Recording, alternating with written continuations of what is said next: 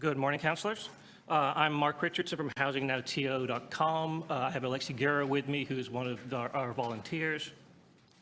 We're here today to talk about the Wilson Heights site. We're actually really happy with the work that's been done on this site over the last year, and we're very thankful to the staff for the work that they've done on it.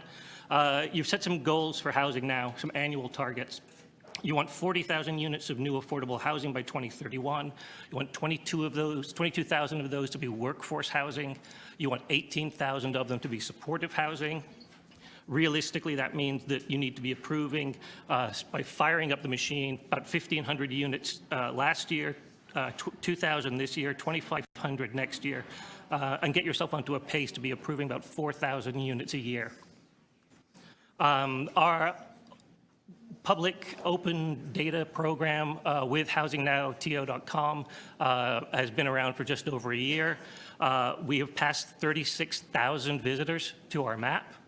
We're getting a lot of public feedback on it. We know that councillors and staff internally use it here at City Hall. We know that the media is using it. It just helps cast some transparency onto the processes around approving these sites. We also have the one sheet, which is available. But particularly to the Housing Now site at Wilson, it's currently an 8-acre surface parking lot next to a $3 billion subway extension that just got extended out to Vaughan.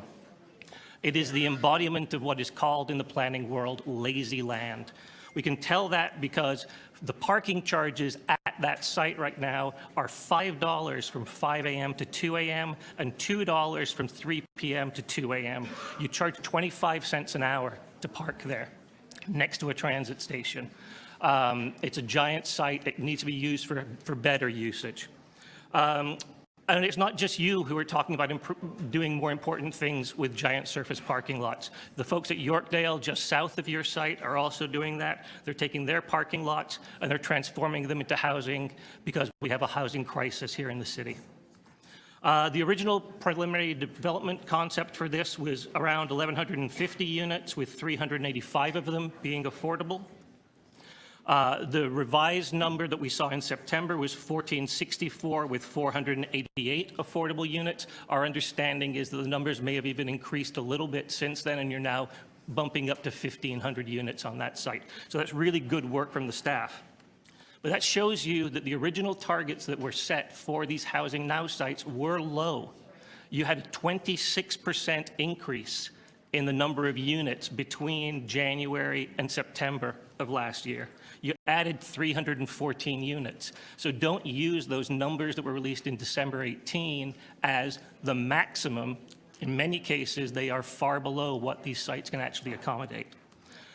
So we've taken just those 4 sites that were fast-tracked last year so you can see what the change was on those sites. We've sent a letter in to you, and we're happy to answer any questions you have about our response to the Wilson site. Thank you. Any questions?